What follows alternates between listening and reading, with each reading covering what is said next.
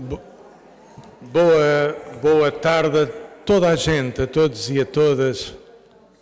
Bom, há aqui vários naipes, toda a gente é peregrino ou peregrina, e depois há os peregrinos e as peregrinas formais inscritos nesta aventura que eu desafio. Cumprir um sonho antigo de visitar as abadias cistercienses da Borgonha. Confesso que não conheço nenhuma e, portanto, vamos todos à novidade da experiência e da revelação. Vamos começar por Cluny, já conheço. Depois o segundo lugar é Paray-le-Monial, fonte da espiritualidade do coração de Jesus, a partir das experiências místicas de Santa Margarida Maria Alacoque, em meados do século XVII, num contexto muito difícil e duro da vida eclesial francesa. Para nos ajudar a introduzir esta espiritualidade tão querida da tradição católica ocidental, pedi apoio ao querido amigo algarvio, Padre Paulo Duarte, que temos a sorte de sermos da mesma região do Algarve, o Barlavento.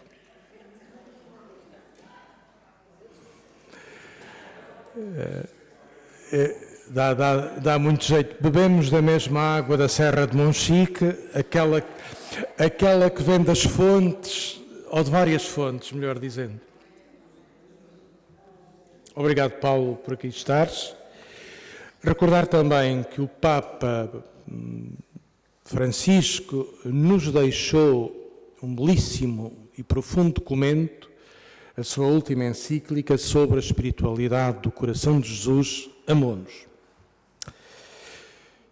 A nota biográfica que está publicada do Padre Paulo Duarte, jesuíta, nasceu em Portimão, licenciado em Filosofia pela Faculdade de Filosofia da Universidade Católica em Braga e Teologia pela Faculdade de Teologia Jesuíta de Comilhas, em Madrid, mestre em Teologia Fundamental pelo Saint-Recèvre de Paris, com a tese Amanhã será o meu dia de dança, pistas para um estudo teológico da dança e do corpo.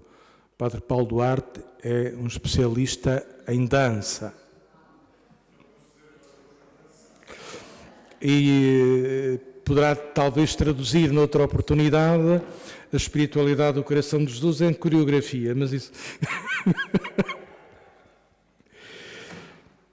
Com interesse de estudo e de investigação em questões antropológicas, como a busca do sentido da vida, a reconciliação com o próprio corpo e com a arte através da dança. Presença que todos sabemos na comunicação social e nas redes sociais, acompanha pessoas no âmbito da formação, da orientação espiritual e dos retiros. Atualmente tem como missão estar como adjunto do diretor nacional da Rede Mundial de Oração pelo Papa, com vários livros publicados na área da espiritualidade e alguns títulos estão ali à entrada para quem quiser elevar. Padre Paulo tem 2 livros publicados, um em 2018, Deus como Tu, e outro em 2019, Rezar a Vida, a experiência da fé no cotidiano, e com certeza que virão mais. Obrigado, Paulo. A palavra é tua e esta Assembleia também é.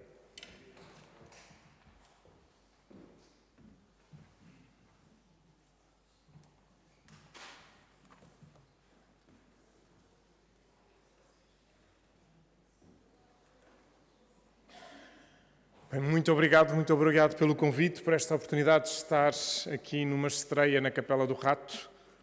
Já ouvi falar muitas vezes da Capela do Rato, mas nunca tinha tido a oportunidade de cá estar. Portanto, esta estreia, e que estreia bonita para falar sobre o coração, e não um coração qualquer, o coração de Jesus. Portanto, Padre António, muito obrigado por este convite para também esta partilha. Gostava de, enfim, antes de começarmos, quase ao jeito de um pequeno preâmbulo, mas um preâmbulo, diria, mais físico do que intelectual, que era respirarmos. Chegámos. Uma das coisas que me vou percebendo é que, de facto, com as pressas do cotidiano, do dia-a-dia, vamos com muita velocidade e às vezes parece que ainda ficamos um bocadinho lá atrás ao sítio onde chegamos e precisamos de um tempo para chegar e chegar. Com o jeito de respirar, tomar consciência da respiração, do coração, podemos dizer, para abrir a escuta.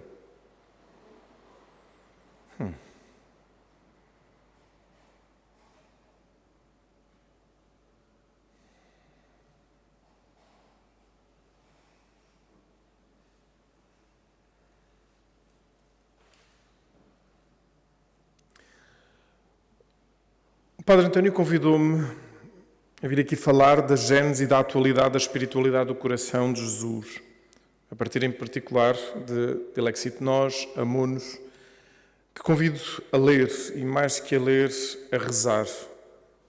Dizia ele agora na introdução, de facto, uma belíssima obra que o Papa Francisco nos deixou. E é interessante pensar que ele nos deixou-nos 4 encíclicas. Sabemos que a primeira, enfim, já estava praticamente escrita pelo Papa Bento XVI, na sequência das 3 virtudes, portanto, a caridade, a esperança e, no fundo, a fé. E, portanto, a primeira encíclica, apesar de assinada pelo Papa Francisco, sabemos, com este eco ainda do Papa Bento XVI, mas dele, assim, de forma forte, deixou-nos as 2 primeiras, assim, muito direcionadas para um sentido mais global, mais social, podemos dizer assim. A primeira muito voltada para a importância, como sabemos, de cuidarmos do ambiente, da nossa casa comum, como ele assim chama, a Laudato Si. E a outra, diante de um mundo em tanta tensão, por isso eu acho que, obviamente, ambas continuam bastante atuais, a outra, a Fratelli Tutti, a nos recordar a importância da fraternidade, a importância, de facto, somos mesmo todos irmãos, independentemente do modo de pensar, crenças, características, temos esta ligação, de facto, uns com os outros enquanto humanos que somos. Lembrar recentemente, o Papa Leão dizia que a compaixão não é uma questão de crença, é uma questão de humanidade.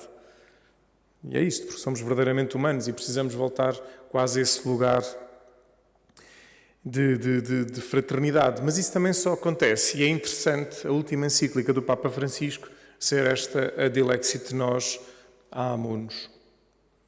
Ser esta num sentido de um convite, curiosamente, a maior interioridade. Se as outras há um convite para um olhar para fora, não é que depois a interioridade não nos leve a um olhar para fora e isso vai acontecer, já direi, mas as outras já com um convite a um olhar para fora, portanto, do ambiente, de cuidar da casa comum, digamos assim, e depois de cuidarmos da fraternidade, do modo como nós nos relacionamos uns com os outros.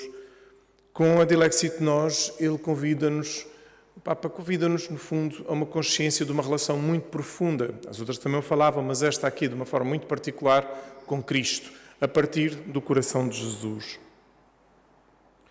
Vai, se a gente pensar a gênese, o início, o começo, dá-se com o próprio Jesus, no fundo, com o mistério da encarnação. Deus, ao assumir a condição humana, fala de forma plena, total.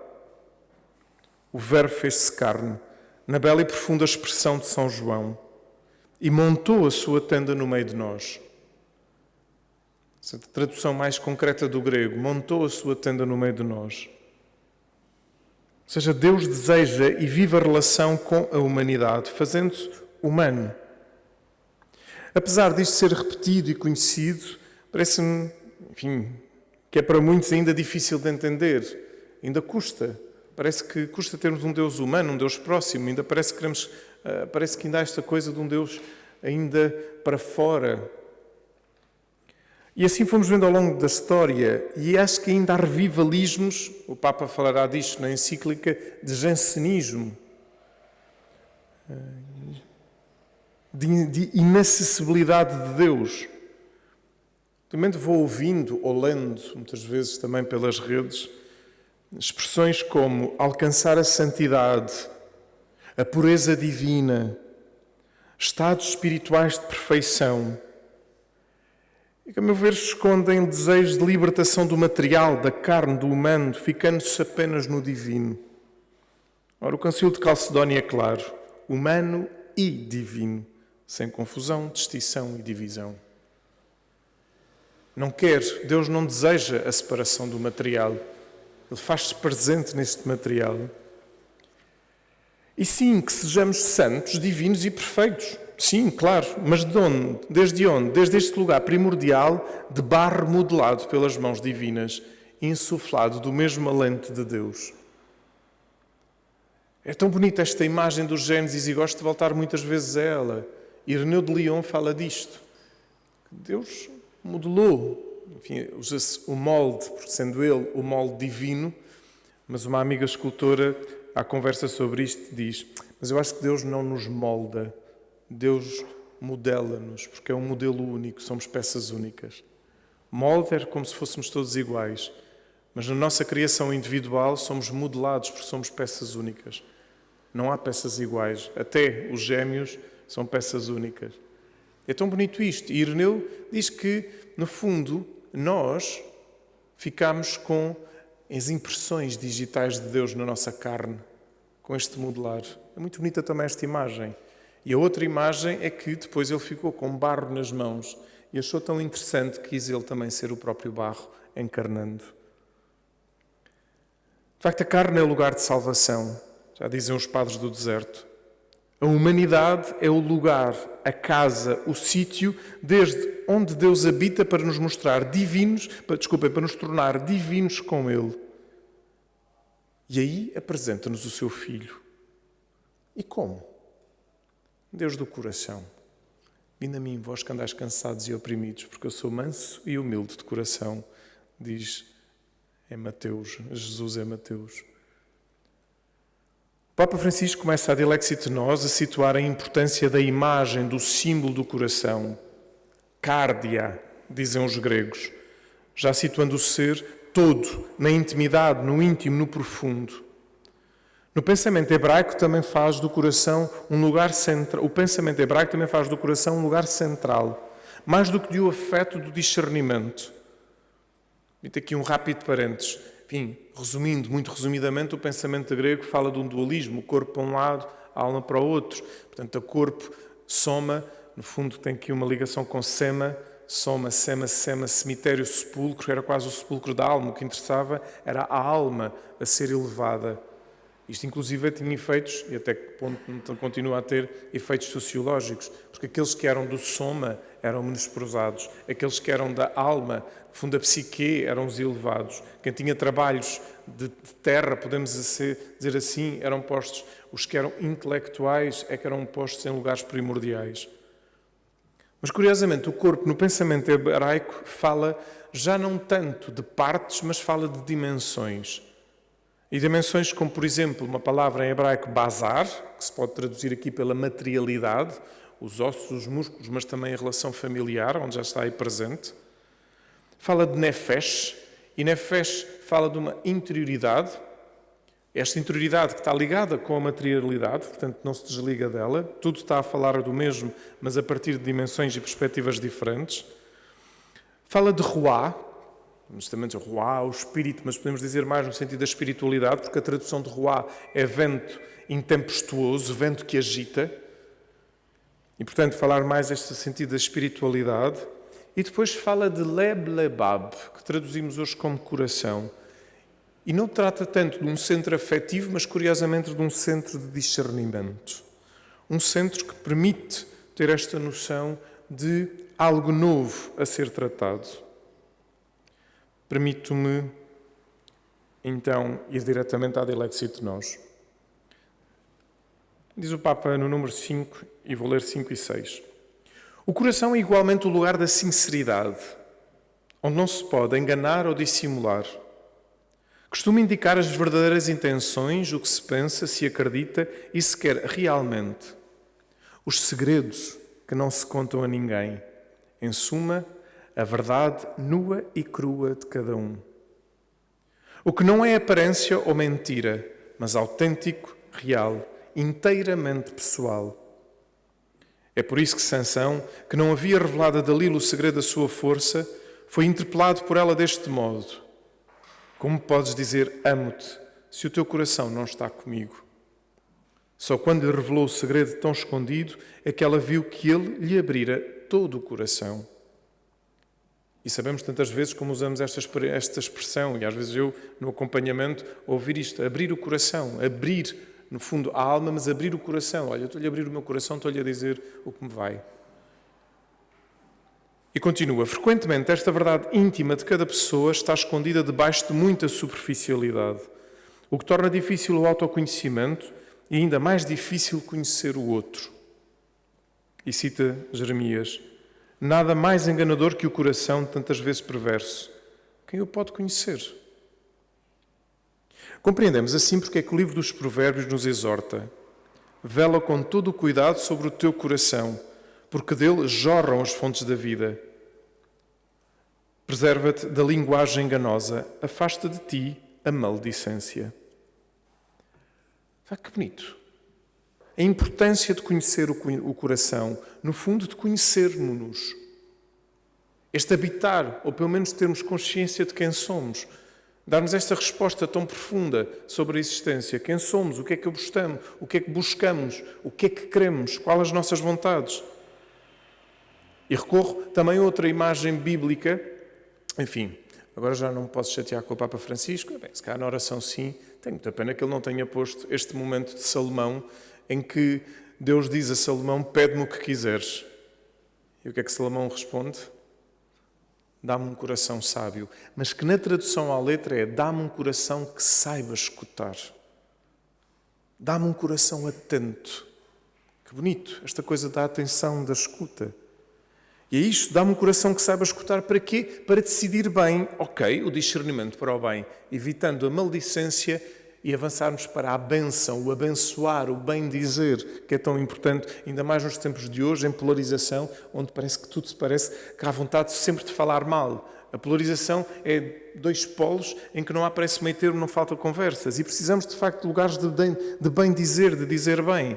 E isso é necessário voltar ao coração, ao centro de nós, nesse lugar templo que somos, para no mundo em desumanização, sem coração, também como o Papa às tantas diz, levemos a força do amor. Num primeiro momento podemos dizer que coração e amor não são necessariamente sinónimos, já que há corações com ruído e maldade. O Papa fala de ódio e egoísmo às tantas. Mas o que queremos é que ele se habite de maior amor, à semelhança de quem somos criados. Então para quê? Para que o símbolo do coração simbolize também ele o profundo amor. Voltar ao coração é não reduzir o ser humano, por exemplo, à racionalidade. O perigo do racionalismo, no fundo que é outra forma de dualismo, também como modo de afastamento religioso, no tempo do iluminismo, descartou o afeto, a ternura, o carinho para lugares menores. A imagem de poder, muitas vezes, é posta até de alguma frieza, sem sentimentos. Basta ver alguns rostos políticos e de alguns chefes das nações. Ou então pedir ajuda ao cinema. A personagem Miranda Priestley, de O Diabo Veste Prada, não sei se viram. Parece que são aqueles seres impassíveis, mas o filme também mostra, de facto, que há também paixão ali, mas ainda assim. Ou, ainda, para ir a campos religiosos, enfim, em linhas, diria, mais conservadoras, que estão sempre em lugares de azedume, de zângua, qual, também vou antigamente, Perpétua da Tieta do Agreste. E o coração deve-nos lembrar, não é a injustiça, não é que está tudo bem num relativismo que não importa, mas deve-nos lembrar a partir de um olhar de facto compassivo e de ternura para a realidade. E por isso também trago exemplos positivos. Facilmente o saudoso Papa Francisco, mas também agora o Papa Leão. Foi muito forte aquela aparição dele, a primeira aparição dele na varanda de São Pedro. Acho que a naturalidade e a autenticidade com que estava a conter as lágrimas, a emoção, mostrou-nos, não está aqui uma pessoa impassível, está aqui uma pessoa que vive a paixão, vive a emoção, vive a relação, atrevo-me a dizer, com este Cristo compassivo. Sim, precisamos voltar ao coração. É esse latejar fundo que nos recorda que palpita por nós mesmos. Obviamente, quando nós tocamos no coração, palpita por nós mesmos, para a circulação sanguínea, vamos lá ao lado mais biológico, que nos palpita para nós mesmos, mas também na relação com os outros. E a gente sabe, ora num lado mais fervoroso, não é? Quando estamos a ouvir algo que nos estamos a gostar, ou enfim, por quem estamos apaixonados e, portanto, há uma palpitação muito mais forte, ou então também de medo, também há um palpitar diferente. Então percebemos que este palpitar cardíaco não é só por nós, mas também integra na relação. Diz-nos o Papa, é preciso afirmar que temos um coração e o que o nosso coração coexiste com outros corações que o ajudam a ser um tu. É o coração que origina proximidade. Interessante isto. Porquê? Porque nós somos seres de relação. Nós não conseguimos viver de outra forma que não seja pela relação. Eu brinco muitas vezes, às vezes a falar da relação, não é? Nós temos aqui a primeira marca primordial nesta zona, que é o umbigo. Claro que normalmente é visto, não olhes tanto para o teu umbigo de uma forma egoísta, mas primordialmente o umbigo foi o primeiro lugar da relação com o cordão umbilical, mas que depois necessitou ser cortado. E de facto nós às vezes precisamos cortar cordões umbilicais, para quê? Para podermos crescer numa relação mais autêntica com os outros, não numa prisão, mas numa libertação. E é como Deus sempre também nos convoca a cortar cordões umbilicais, atrevo-me a dizer espirituais, para que a nossa relação seja profundamente adulta. E é isto, é o coração que origina a proximidade. Isto não é só uma coisa bonita, é real. Estudos neurocientíficos têm demonstrado que dois corações se sincronizam em estado de empatia e compaixão.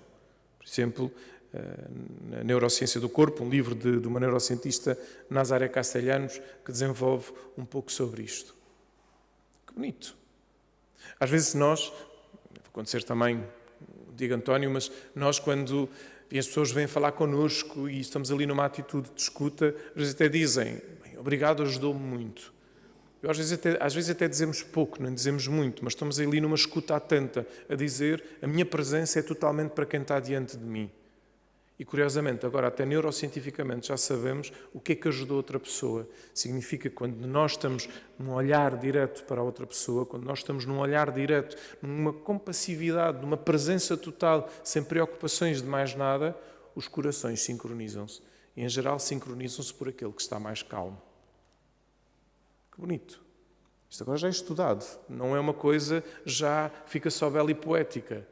Então percebemos a nossa importância quando nós estamos numa boa conversa com um amigo, enfim, com alguém familiar, com tempo, com disponibilidade, mesmo que possa ser algo até menos simpático que se possa conversar, mas estamos numa atitude de presença total, os corações sincronizam-se. Então também posso pôr isto do ponto de vista espiritual. Quando, enfim, o altar foi desviado, mas quando temos o altar, quando estamos em adoração, quando estamos na relação profunda com o corpo de Cristo na oração, então também os nossos corações sincronizam-se e também por isso percebemos que há mudanças no nosso interior. Como diz o Papa Francisco na Dilexit Nós, o mundo pode mudar a partir do coração. O coração de Cristo é êxtase, é saída, é dom, é encontro. O nosso coração unido ao de Cristo é capaz deste milagre social, porque isto, quando estamos em relação, somos capazes do milagre da mudança, da transformação. Nos mudarmos uns aos outros, a partir já não, recordo Jeremias, da maldicência, mas a partir do abençoar, do dizer bem, nos pode construir como humanos e divinos. Enfim, eu tenho para mim, lembro-me uma vez, quando estava em Paris, no mestrado, estávamos a ter lá uma discussão, lá num seminário, e às tantas saiu-me na altura, vinha refletir sobre isto, sobre corpo, humanidade, etc. E eu dizia, pois nós não somos divinos porque ainda não somos totalmente humanos. E vão dizer, mas porquê? Estás a dizer que somos macacos? Eu disse, não é isso que estou a dizer. Estou a dizer que ainda temos muitos lugares da nossa existência que ainda estão desumanizados. Logo, não conseguimos ser divinos. Cristo, voltando ao Concílio de Calcedónia, é profundamente humano e plenamente divino, porque a humanidade plena é divindade. E se nós nos humanizamos plenamente, e se nós permitimos este caminho na relação com Deus, então tocamos divindade. E há lugares nossos que já vão tocando divindade e vamos sentindo esta diferença, e depois temos que avançar em maiores patamares. Porque é isso que eu quero seguir, no fundo. Mas como é que isto se dá? Como é que é capaz deste milagre social? Eu acho que uma das coisas primeiras é o silêncio. Tem sido uma insistência minha, de facto. Tem insistido muito o silêncio. Se eu dizia há pouco, se nós necessitamos escutar e se necessitamos estar plenamente, necessitamos de silêncio. Não um silêncio só de estarmos calados, às vezes também faz falta, mas é um silêncio de nos permitirmos estar a libertar ruídos. De facto, no mundo ruidoso de informação constante, a todo o momento, estamos constantemente a receber informação, constantemente e cada vez mais. Dizia, não é? Quer dizer, antes tínhamos, e ainda continuamos a ter, o smartphone, com os eternos 350 mil grupos de tudo e mais alguma coisa a enviar constantemente qualquer coisa. E hoje aconteceu-me. Enfim, estava um bocado a ler, não pus o telemóvel em modo de voo, e claro, estava a ler e meio volta, lá vem a luz, uma notificação de qualquer coisa, não é? E claro, distrai. E por isso, se calhar, acabamos por estar mais cansados e distraídos porque a nossa atenção começa a estar desfocada. E precisamos de silêncio. E ainda mais hoje acresce o famoso, já temos, que é espetacular, acredito que dê muita ajuda, mas o smartwatch. Não nos basta não ter telemóvel, temos o smartwatch que está-nos constantemente. Dizia-me há dias um padre amigo que, olha, ofereceram-me um smartwatch, mas eu deixei de o usar, porque às tantas dei por mim na missa a responder a pessoas, porque pelo relógio eu conseguia. Quem nunca fez alguma coisa dessas na missa que atira a primeira pedra. Não vale a pena estarmos aqui em julgamentos, mas acontece. Só que o que é que nós fazemos? Quem é que decide neste silêncio? Quem é que decide por mim? É um aparelho ou sou eu? Como é que nós podemos fazer isto? Atenção, não estou a demonizar os aparelhos, não tem que ver com isso, mas tem que ver com a nossa capacidade de decisão sobre este silêncio que queremos que nos habite, para não perder o contacto com a escuta. E vemos como a escuta é importante. Escuta, Israel, diz-nos Jesus em São Marcos. Aliás, é muito bonito porque diz, o primeiro mandamento é este. Escuta, Israel, amarás o Senhor teu Deus. E eu brinco a dizer, olha, o primeiro mandamento é escutar. O primeiro mandamento de Jesus é escutar. Amarás o Senhor teu Deus com toda a tua alma, com todo o teu entendimento. De facto, nós precisamos escutar o amor. Precisamos também nos escutar desde o amor. E depois continua, e amarás o teu próximo como a ti mesmo. E hoje é verdade que há dificuldade de silenciar. Para quê? Para sentir, antes de mais, e depois pensar. Porque nós, antes da intelectualidade, por isso é que eu dizia, cuidado com o racionalismo, antes da intelectualidade somos seres sencientes, sentimos. Sinto se está calor, se está frio, mas também sinto emocionalmente se começa a ficar irritado, pacificado, se começa a ficar constrangido, se esta realidade... E desde aí, o que é que eu vou fazer? A reflexão. Vou pensar, olha, porquê é que esta situação me incomodou? Claro, é uma situação injusta. Porquê é que esta situação me pacificou? Olha, porque houve um esclarecimento sobre algo. E o esclarecimento, esclarecer, clarificar, trazer luz. Deus disse, faça-se a luz, é a primeira coisa que acontece. Logo, a criação dá-se de uma forma renovada. Que bonito. Então, temos que viver, no fundo, esta consciência, o silenciar para ter consciência do sentir e depois pensar. No fundo, este silêncio para sentir. Santo Inácio de Loyola, nos exercícios espirituais, propõe-nos o sentir a relação com Jesus, com a aplicação dos sentidos naquilo que ele chama a composição do lugar. Composição vem do lugar. Inácio de Loyola, nos exercícios, propõe-nos então a composição para ver o lugar. Às vezes, nos exercícios, propõe, ok, vamos rezar o batismo de Jesus. Vamos imaginar o Rio Jordão. Mas se eu nunca estive no Jordão, nem vi nenhuma fotografia, se calhar o Rio Jordão para mim pode ser a fonte da aldeia, o ribeiro dali de perto de casa, o rio que me acompanhou desde que nasci, sou de Lisboa. Até pode ser o próprio mar, o nosso mar Algarvio. Mas eu vou compor vendo um lugar, vou-me permitir sentir a partir destas imagens que me vão dar um sentido. E daí brotam o quê? Que fala Inácio, as moções. Não, por um lado, as emoções, porque vamos sentindo e brotam-nos as emoções diante da imaginação que podemos criar nesta relação também com Deus, mas mais do que tudo brotam as moções. Inácio vai-nos falar no exercício das moções. E aqui na Amonos, Papa Francisco cita Michel de Certeau. E Michel de Certeau mostra como as moções de que fala Santo Inácio são as irrupções de uma vontade de Deus e de uma vontade do próprio coração, que permanece diversa em relação à ordem manifesta. Algo de inesperado começa a falar no coração da pessoa. Algo que surge do incognoscível, que abala a superficialidade do conhecimento e se lhe opõe. É a origem de um novo ordenamento da vida a partir do coração. Então este silêncio, quase podemos dizer, este silêncio que nos convida à oração, este silêncio orante, permite o quê? Que Deus irrompa desde o nosso coração através das emoções e que nos vai orientando para um novo caminho, e um caminho sempre de libertação, de liberdade, de encontro com a vida dele. De facto, é fundamental o silêncio para escutar estas emoções como em brisa suave. Porque se não escutamos estas emoções, vivemos ainda no ruído. Também as neurociências, tenho gostado de corpo, dedico-me a ler mais em muitas dimensões de corpo e tenho dedicado também, porque Nazaré Castelhanos, em particular, tem-se dedicado muito também a estudar a implicação da meditação ao nível cerebral. E digo-vos, é impressionante.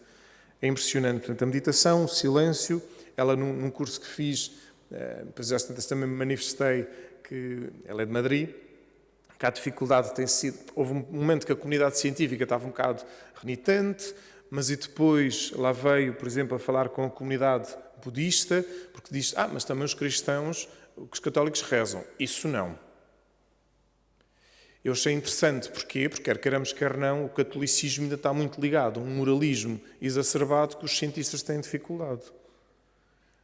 Só que depois eu lá me manifestei, olha, mas tens um padre aqui no curso que pode dar aqui uma ajuda. E já tivemos a oportunidade de estar à conversa e de abrir perspectivas também. Portanto, como a oração também pode ter implicações a tantos níveis, e também ao nível cerebral, mas ela também trabalha muito a importância do corpo. Ela não é cerebrocentrista, como chama, mas a partir do corpo. Mas o que é certo é que, ao perceber um bocado mais do que nos acontece, também nos ajuda espiritualmente. E, por exemplo, a questão dos ruídos de alma, podemos dizer... Enfim, foi com ela que aprendi que temos uma rede neuronal por defeito. Essa rede neuronal é importante, porque é essa rede neuronal que agora está a acontecer e que há coisas que nós não temos consciência, e ainda bem que não temos consciência delas, ao nível orgânico, não temos consciência das células a recuperarem da ferida eventualmente que temos, não temos consciência no sentido sensitivo do sangue a circular nas veias, porque senão não aguentávamos, não temos consciência, por exemplo, da gotinha da urina que se está a formar nos rins. Devemos ter consciência quando chegar à altura, quando a bexiga estiver cheia, e lá vamos nós. Mas o que é certo é que está tudo em funcionamento cá dentro e esta rede neuronal está a ajustar. Mas há outras coisas que vão se compilando ali. E o quê? Memórias de educação, sobretudo memórias de educação que possa ter sido mais ajustada ou, infelizmente, mais desajustada, que levam a que aconteçam os diálogos interiores e os monólogos interiores. Os diálogos interiores, quantas vezes não damos por nós a conversar com alguém? Aqui. Alguém que pode ser realmente uma pessoa, alguém que pode ser Deus. Mas nesse diálogo pode ser pacífico ou pode ser um bocado agitado. Dizia-me, li há tempos a ouvir um podcast de uma psicoterapeuta a explicar, enfim, neste caso era o Enneagrama e em particular um determinado número do Enneagrama da qual ela era e que dizia: Eu dei-me conta no outro dia em que eu estava a pensar no meu funeral e de repente estava a começar a ficar enervada com as pessoas que não foram. E o que é certo é que eu estava mesmo chateado e tive quase a pegar no telefone antes de telefonar e a dizer: vocês não foram ao meu funeral. Só que depois parou e percebeu, tomou consciência do diálogo interior que estava a acontecer. Mas esse diálogo interior, quer queiramos, quer não, provoca emoções. E essas emoções tocam nas hormonas. E as hormonas têm uma descarga. E pode ser uma descarga benigna, de hormonas que nos pacificam, mas cá está, se for um diálogo bastante tenso, interior, pode provocar hormonas que nos causam trauma, dor, dificuldade. Uau! E deste diálogo interior também podemos ter um monólogo. E o monólogo, muitas vezes, é como é que nós nos tratamos a nós próprios? Como é que vai o nosso amor próprio? É um monólogo de pacificação ou é um monólogo de tensão? Só que podemos, então, ajustar a rede neuronal por defeito, como? A atravessar a sombra, o menos simpático.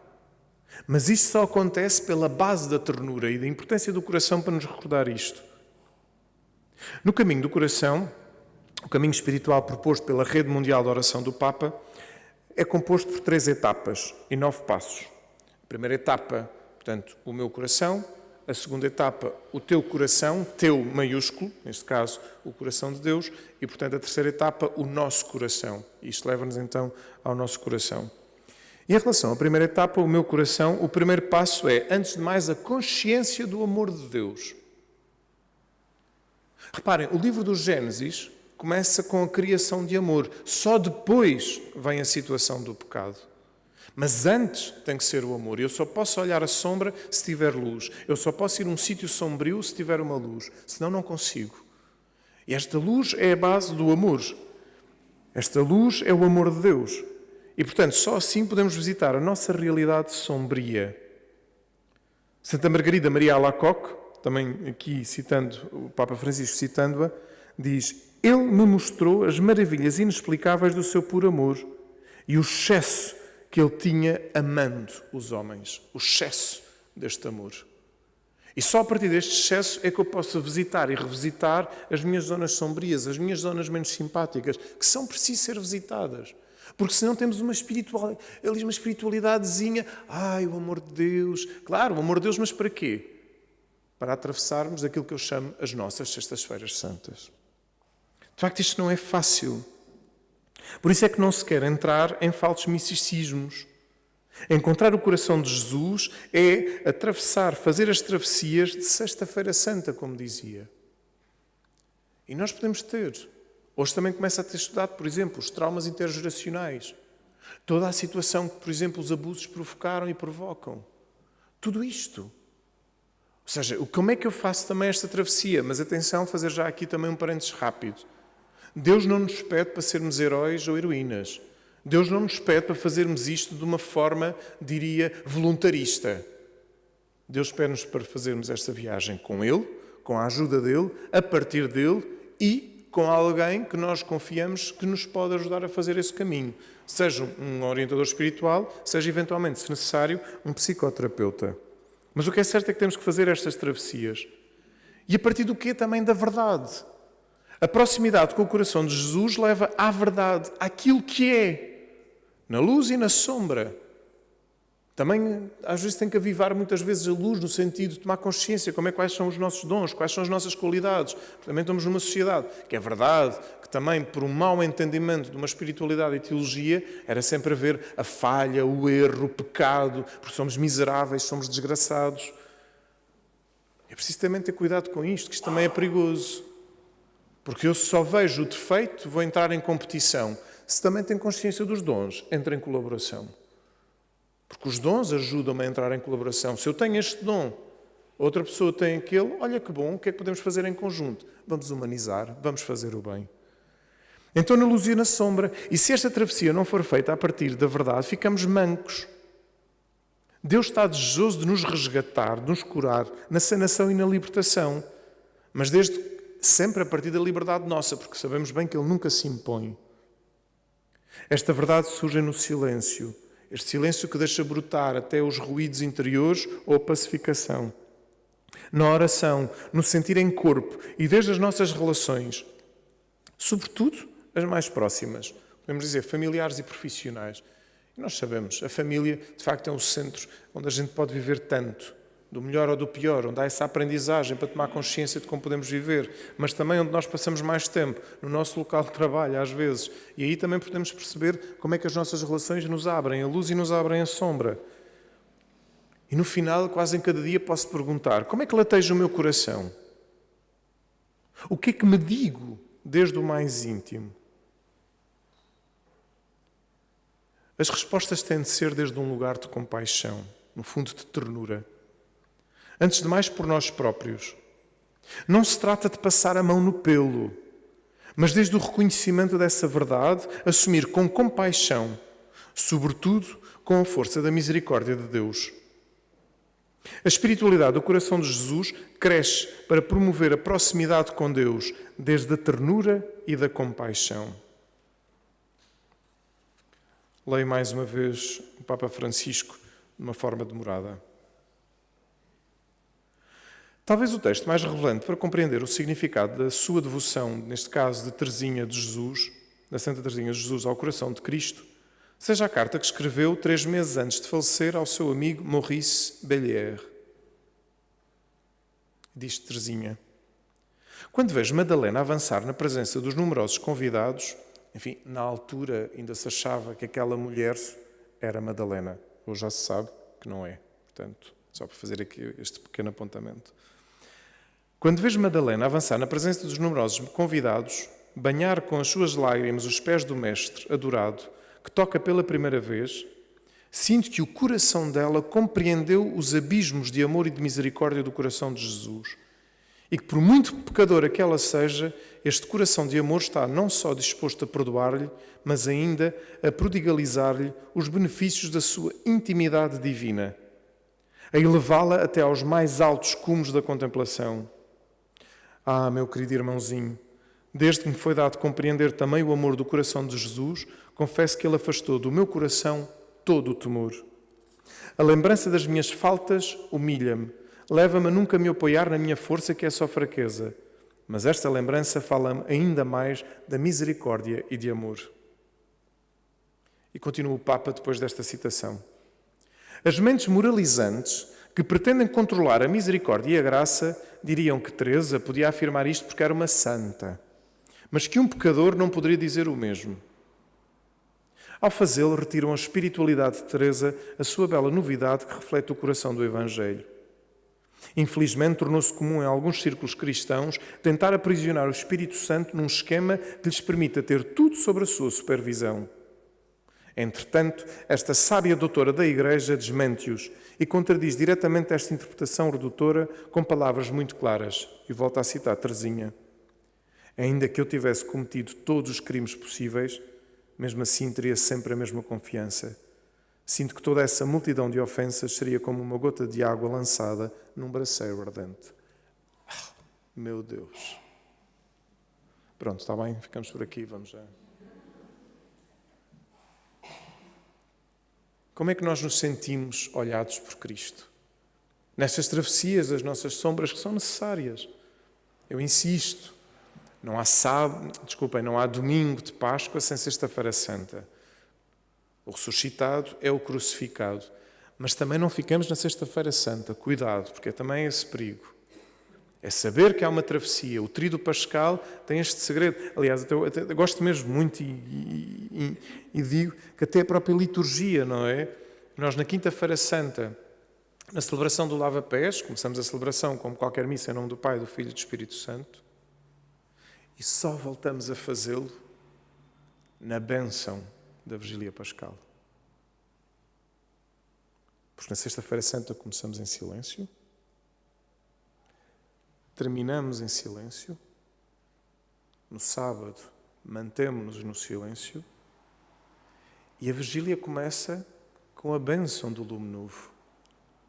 Mas só no final, para mostrar que há um grande caminho a ser percorrido, este grande caminho de travessia, é que começamos e terminamos depois desta grande peregrinação, podemos dizer, litúrgica. E é isto. a misericórdia, a ternura. Volta à neurociência. Diz-nos Nazaré Castellanos, a ternura é mais importante que a inteligência. Bolas, esta afirmação é forte. O que é que ela está a querer dizer com isto? Que nós, quando vivemos a ternura e a compaixão, a nossa capacidade de pensar amplia-se. Se nós vivemos em tensão, se nós vivemos em fechamento, se nós vivemos como em polarização, deixamos de ter capacidade de raciocinar e vivemos no instintivo da reação. Isto é muito forte e parece-me que é o que vivemos na atualidade com as polarizações. E vê-se mais gente em debate reativo do que propriamente a fazer uma reflexão sobre a realidade, mesmo nos temas mais duros e mais complexos. Em que precisamos pensar, e precisamos pensar desde esse lugar da ternura. E por isso ela diz, refinar o nosso diálogo interior, especialmente o monólogo, supõe depurar aqueles aspectos nocivos. Entre eles a autocrítica danina. Quando cometemos um erro ou realizamos um ato que consideramos ou se considera inapropriado num determinado contexto, a reflexão sobre o nosso comportamento leva a uma valiosa aprendizagem. Mas essa reflexão tem que ser a partir de um lugar de misericórdia, de ternura, de compaixão. Repito, não é dizer fizeste lindamente, não tem que ver com isso. Mas tem que ver, antes de mais, fizeste. Continuas amado, continuas a ser amado por Deus. O amor sustém-te. Agora vamos aprender porque é que fizeste, como fizeste, qual o sentido. Para quê? Para eventualmente mudar, para eventualmente transformar, para eventualmente converter. De facto, é desde a ternura e a compaixão connosco, porque quanto mais duros somos para nós, mais vamos ser para os outros. E quanto mais amáveis seremos para nós, mais seremos para os outros. Quando se dá, de facto, o Evangelho, o mandamento, amar o próximo como a si mesmo. Nós só amamos na medida do amor que temos. Franz Alex, que recomendo também conhecer, um jesuíta, foi sequestrado no tempo em que o Papa Francisco, ainda Jorge Maria Bergoglio, era provincial na Argentina. Ele tem um livro muito bonito, que são os exercícios de contemplação. Ele explica lá várias coisas a acontecer. E ele diz, ele foi professor de teologia em Buenos Aires, e ele dá um exemplo muito interessante que é, a minha relação com Deus acontece na medida da minha relação com os outros. Imaginemos, 100%. Se eu tenho 50% de relação de amor com os outros, imaginemos 50 pessoas, então eu amo a Deus 50%. Se eu desprezo 2% das pessoas, então eu desprezo Deus em 2%. Se eu tenho ódio por alguém, então essa percentagem é a que eu tenho da relação com Deus. Isto para dizer o quê? Que no fundo o nosso amor com os outros implica nesta relação com o amor com Deus. Mas o amor por nós próprios vai implicar o amor com os outros e, obviamente, o amor com Deus. O cultivo da amabilidade ou compaixão associa-se a uma redução de níveis de stress e ansiedade, melhorando as relações sociais, acentuando a empatia, e ela é uma ferramenta adequada, inclusive para a mediação de conflitos. Às vezes precisamos, e sim, se calhar às vezes no acompanhamento, enfim, acompanho se calhar mais mediação de conflitos internos do que eventualmente com outras pessoas, também pode acontecer, sobretudo em casais, mas às vezes na mediação de conflito proponho à pessoa que tem que libertar o seu sentir sem julgamentos. Às vezes é preciso isso. Num local, obviamente, agora, diria, chamo-lhe mais laboratório, um local protegido. Tens vontade de matar alguém? Ok, aqui, e daí a importância das artes, do simbólico da dança. Tens vontade de matar alguém? Mata a pessoa agora aqui. Liberta essa energia emocional. Liberta esse sentir que tu tens. Porque essa energia vai-te desgastar a ti. E depois o que acontece é, quando vires essa pessoa, pode vir uma vontade de direcionar isso. Aqui podes libertar. Permite-te essa verdade. E é nessa verdade, a partir da ternura e da empatia consigo próprio, ao aceitar o que está a sentir, que pode ser profundamente transformador.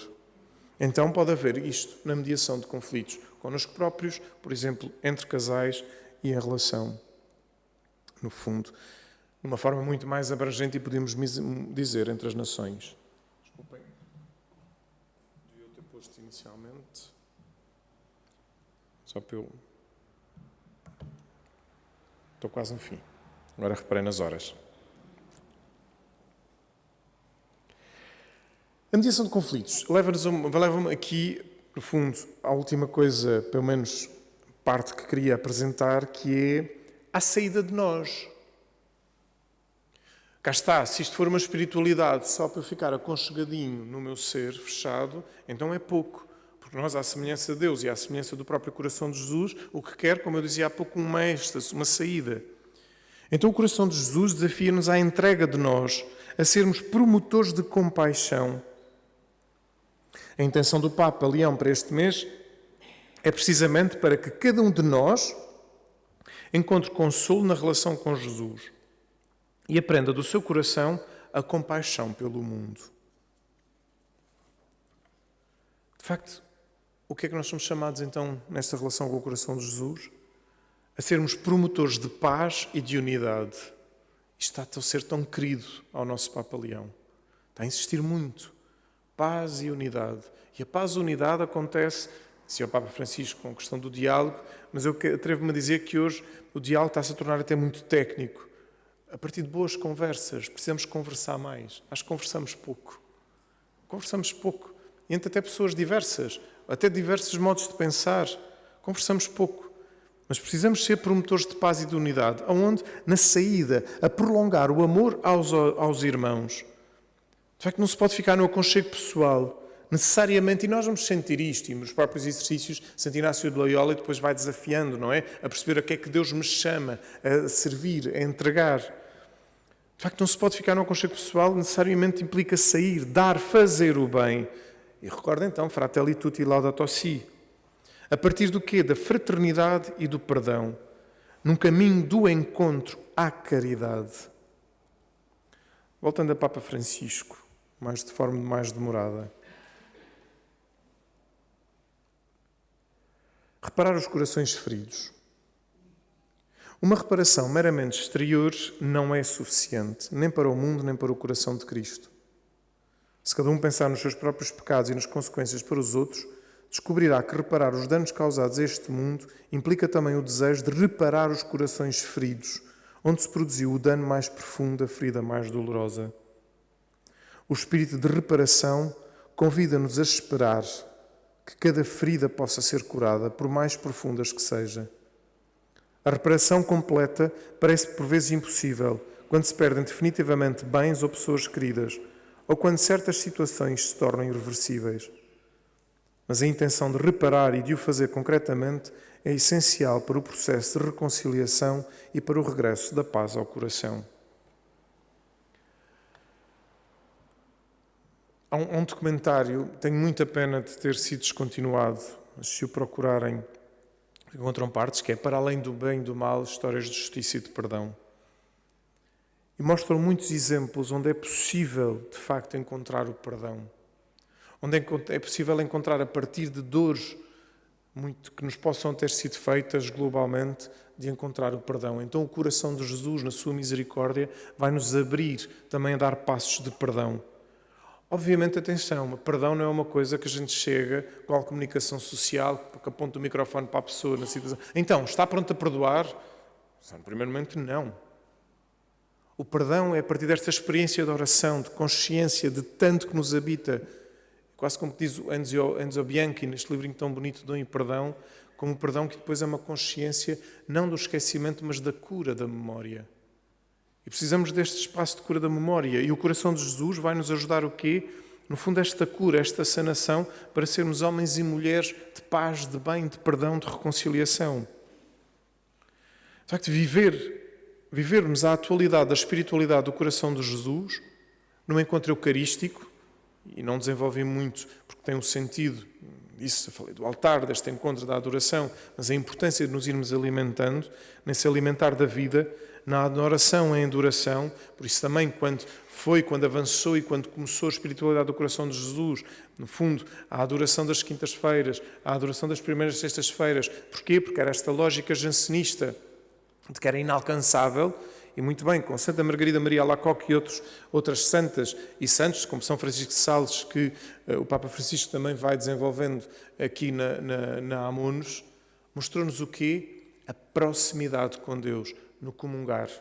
E diz o Papa, insistiu tantas vezes o Papa Francisco, a comunhão nunca poderá ser um prémio de bom comportamento, senão ainda estamos na infantilidade. A comunhão tem que ser um remédio, uma sanação, um encontro de salvação. E por isso voltar a esta espiritualidade do coração de Jesus, não entrarmos num lugar de beato, belicodoce, mas é numa certeza de que este Deus, em Cristo, a partir do Espírito, quer-me resgatar para uma vida nova, para uma maturidade nova. E de facto deixando o quê? Que a luz de Cristo nos atravesse. Para quê? Para levar-nos a ser nós, luz amorosa no mundo. Luz com amor para o mundo.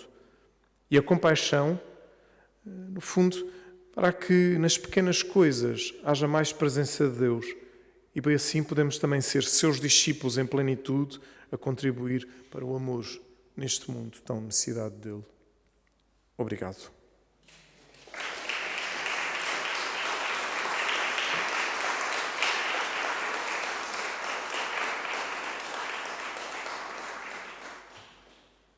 Estou aberto a perguntas, comentários, palpitações, comissões, sofrimentos, inquietudes. Que eu possa ajudar. Sim.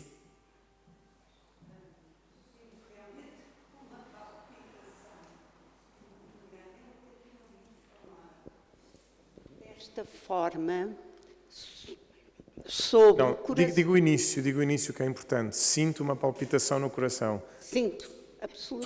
Foi o que disse.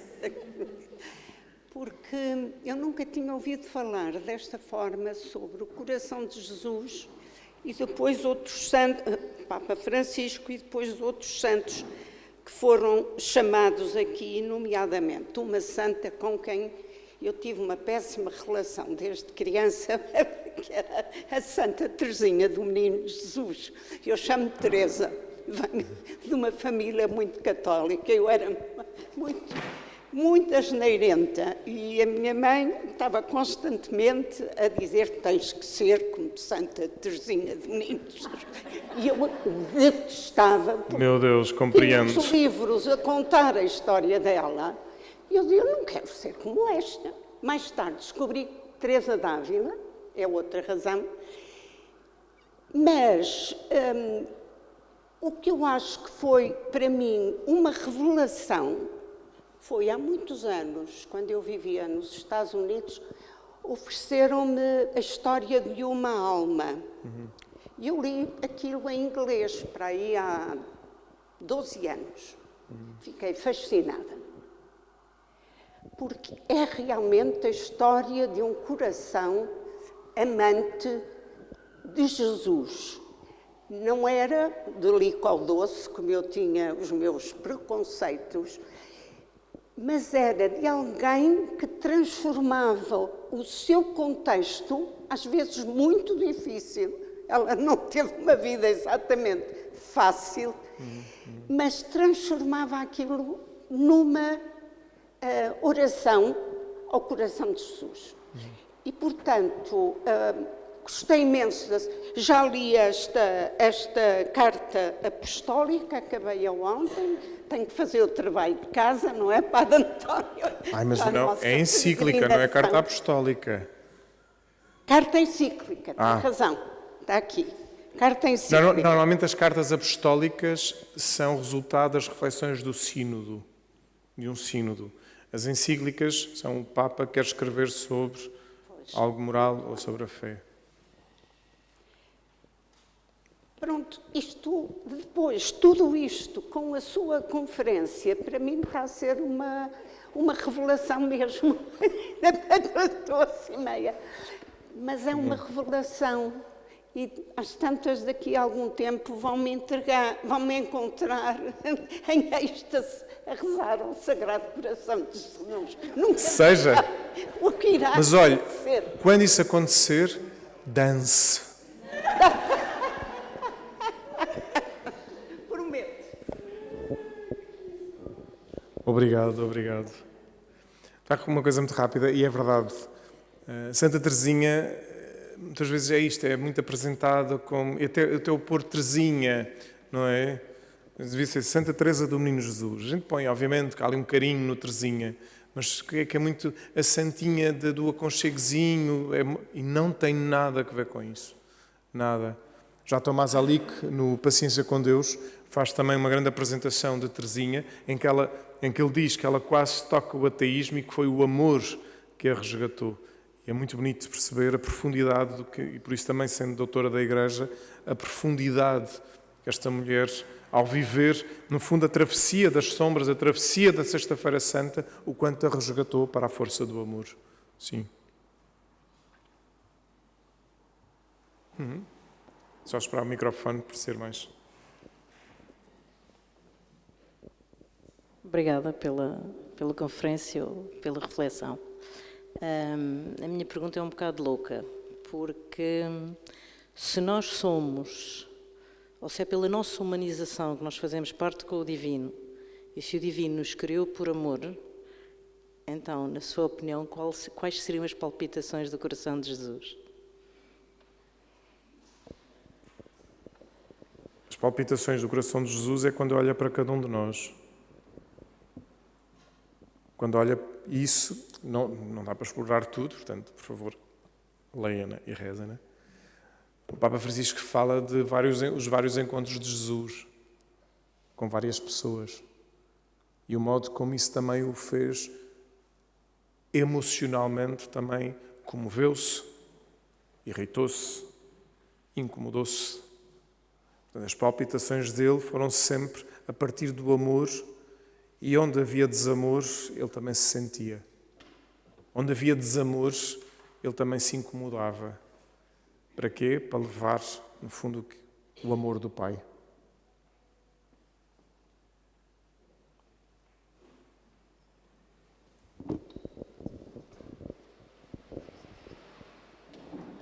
Estou? Está ligado. Não sei se será o sítio indicado, até porque sou uma outsider, não vou à peregrinação, mas quero agradecer imenso as suas palavras. E há um assunto que me tem sempre acompanhado aqui durante algum tempo, e acho que foi hoje ou ontem que li uma frase de José Tolentino Mendonça, do Padre Tolentino, no seu Instagram, que diz assim: o perdão é um ato unilateral de amor. É dar ao outro não o que ele mereceria pelo que praticou, mas aquilo que está no coração de Deus. E estas coisas vão fazendo cada vez mais eco e mais sentido. Até porque uma vez dizia eu, numa conversa com um padre, que me sentia um bocadinho hipócrita a rezar o Pai Nosso, não é? Perdoai-nos as nossas ofensas como nós perdoamos. E uma pessoa pensava assim, bolas, mas depois há aquela pessoa e como é que... Só interrompeu rapidamente, o Papa Bento XVI, creio que foi numa conferência, numa partilha, às tantas diz, que tremia sempre nessa parte do Pai Nosso. O Papa Bento XVI? Portanto, não se sinta única. No sentido, não se sinta sozinha, quero dizer. Portanto. E eu sei que há muito, é quase é uma maturidade espiritual, acho eu, quando alcançamos esta possibilidade de perdoar quando se calhar o mal foi tão grande, e este gesto gratuito e a partir do coração de Deus é muito bonito. Mas será que consegue deixar uma ou duas pistas para continuar este caminho? É muito difícil a pergunta, não é? Não é difícil. Quanto tempo é que têm? Não, porque é todo um tema, não é? É todo um tema e que é um tema que é preciso ser trabalhado. Quando estava como professor, gostava de mostrar aos meus alunos um documentário assim, se procurarem, é possível encontrar no YouTube, sobre as gêmeas de Mengele. Gêmeas de Mengele. Mengele, sabemos, é o Dr. Mengele, que fazia aquelas atrocidades. Nazi, exatamente, o nazi, sim. E ela, agora está-me a falhar o nome dela, a irmã partiu, mas ela fez todo um percurso interno, onde, antes de mais, de facto de perdão, ela fala das atrocidades que elas foram submetidas, como gêmeas. A irmã acabou por sofrer mais, porque às vezes fazia-se mais a um para ver se o outro sentia, mas fazia-se mais sofrimento e, portanto, a irmã acabou de morrer mais cedo. Mas às tantas ela, primeiro, encontrou, já no próprio Mengele tinha morrido, mas alguém da equipa dele, e que foram a Auschwitz e escreveram uma declaração de que isto aconteceu. Isto aconteceu, e assinada. Porque acho que muitas vezes, para tomarmos consciência de facto do perdão, não pode ser uma divagação, é consciência, aconteceu. Não é isto, a nossa vida não é uma abstração. Há acontecimentos que são duros e que são violentos e, portanto, não é de repente quem vai perdoar, não é, está tudo bem. Não é está tudo bem. Esteve tudo mal. E o esteve tudo mal continua a fazer eco. E depois escreveu uma carta a dizer, eu perdoo. E ela diz que muitos amigos judeus tiveram dificuldade com isso, a dizer como é que ela tem coragem de perdoar, ela não pode perdoar. Ela diz, eu não estou a perdoar em nome de uma comunidade, estou a perdoar em meu nome. Mas porquê? Porque o perdão está-me a fazer bem também a mim, sou eu que me liberto disto. Claro que chegar a este ponto implica muita travessia. Isto não é simples, não podemos entrar em simplismos. Eu aqui não desenvolvi muito, mas acho que o processo da verdade connosco próprios, tem um amigo que vai falando das camadas. O Papa falava, às vezes não podemos ficar na superficialidade, temos que ir ao fundo. E o fundo muitas vezes começa o que é que dói, sobre o que aconteceu, sobre o que é que eu senti. Também às vezes pode ajudar a tomar consciência. Não é, atenção, como é que eu digo isto? Não é a vítima se tornar ou se achar agressora, porque às vezes depois esta coisa é um bocadinho complexa, mas dizer, de facto, onde é que há aqui também uma noção de permissão, mas obviamente porque é que eu permiti, porque tem que ver com questões mais complexas, a ler sobre trauma, e a ler, por exemplo, sobre trauma intergeracional, é impressionante como a questão de repetição de padrões em algumas coisas, por exemplo, não é? E ao tomarmos consciência disso, e por isso é que eu digo, muitas vezes isto é um percurso, às vezes não é, pode ser até prolongado, e é preciso espaços onde se possa falar com verdade, libertar a emoção, seja ela qual for, com verdade, porque essa emoção necessita ser exteriorizada. O Bessel van der Kolk, no livro, vem em inglês, The Body Keeps the Score, mas há a tradução portuguesa, O Corpo Não Esquece. Fala mesmo desta sanação de trauma, não é? Que depois leva a lugares de perdão, mas que a sanação só acontece, e isso eu vou salientar a partir daquilo que eu disse, a partir da verdade daquilo que é. E a verdade, num primeiro momento, é: estou irritado, estou incomodado, tenho ódio, tenho raiva, tenho zanga, e é preciso visitar esses lugares. Jesus, quando propõe, não é, um nível diferente, por exemplo, o diálogo com a samaritana, num primeiro momento é muito superficial. Então, mas espera aí, tu estás-me a pedir de beber, tu és um judeu, não pedes samaritana. Sim, mas olha, vai dizer o teu marido, mas eu não tenho marido. Pois não tens. Então, mas como é que sabes? E de repente aquilo dá um salto para uma coisa muito profundamente espiritual. Mas é preciso fazer essa travessia toda. E o mesmo se passa nos momentos de perdão, mesmo com Pedro, não é? As negações de Pedro, tudo. É preciso fazer essas travessias desses lugares sombrios. E o perdão, porque nós vamos dando espaço a que Deus possa entrar, é o que eu digo, não é? Quando a gente tira estes lugares de ódio, tristeza, e que não é um esquecer, não é um dizer não aconteceu, não tem nada a ver com isso, mas é ao me libertar destas tensões interiores, destes lugares, vou-lhe chamar de podridão, Deus pode ir entrando. E, curiosamente, esses lugares de podridão podem se tornar lugares de fertilidade, de amor. E o amor não é dizer, está tudo bem. O amor é dizer, eu não vou contribuir para mais mal, antes de mais comigo, e antes de mais até com o outro, inclusive aquele que me fez mal.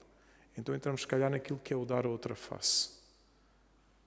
E o dar a outra face não é continuar-me a agredir, não tem nada a ver com isso. O dar a outra face é, tu já não me importas o suficiente para que eu me impeça a vida a mim próprio. Não sei se me expliquei. Então somos livres para continuar a viver e dar-se o perdão.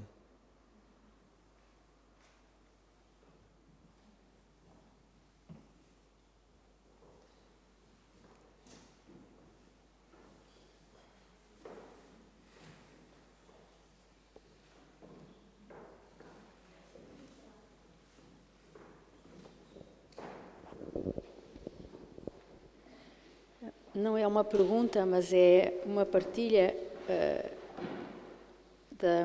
também do que eu senti quando estavas a apresentar a tua reflexão. É que eu acho extraordinário nós termos a perspectiva que tudo parte do coração que está no corpo, o corpo físico, o corpo que sente, o corpo que toca, porque esta dimensão material do corpo, que é uno com, não é? Nós somos humano e divino, como tu dizias, temos as impressões digitais de Deus no corpo. Acho esta imagem muito forte, mas é uma dimensão que muitas vezes é maltratada pela, como é que eu ia dizer, pela narrativa da Igreja. Muitas vezes o corpo...